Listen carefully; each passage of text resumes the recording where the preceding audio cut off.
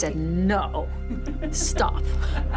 Why was that? I didn't say no, I just, I couldn't do an audition and I was not available for the first season, so, and I had no idea what it was. So I saw that it was something interesting and it was well written, but I couldn't do it. I don't know what I would have done in all those 7 years. Funny other jobs, I don't know. But yeah, it's been a real great pleasure to be an iconic sort of character on an even more iconic show. Yeah, I'm very grateful for that. So it's weird because you kind of look at a job and you see your own personal, emotional life as well. You know, you're doing a job, but there's all these things happening, family and friends, and see, it's emotional because you remember all the things that happened in your life as well in that period.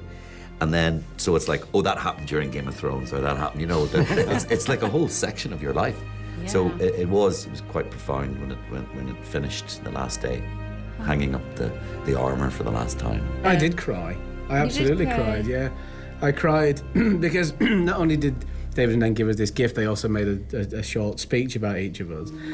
And it's when they were talking about, not necessarily me, because other people rapped on the same day as me, they were talking about people. I looked at them when they were talking, and I just thought, you've changed my life, you two. And I just don't know kind of what would have, I'm crying now. I just don't necessarily know what would have happened to me if they hadn't have come into my life. And basically, I just hope they know what we think about them.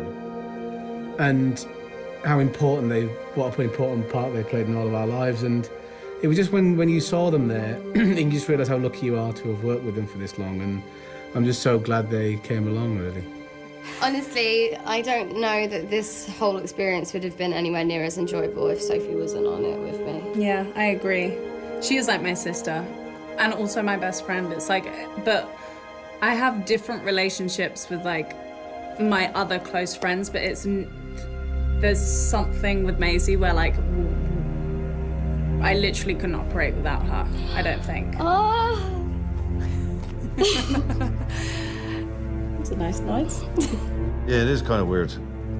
The not coming back thing is very odd. I did remember looking at my costume when I hung it up and just kind of went, wow, this is the costume has got old as I have gotten older in the show. It got the most beautiful. It just started falling apart, but in a good way, you know, from age. And they aged kind of naturally because you're in these things 14, 16 hours a day.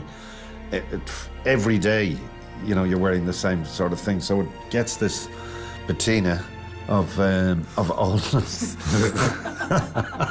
Yeah, you start to stink. Yeah, I don't know what I think they clean them with flamethrowers. Oh yeah, I think they have to.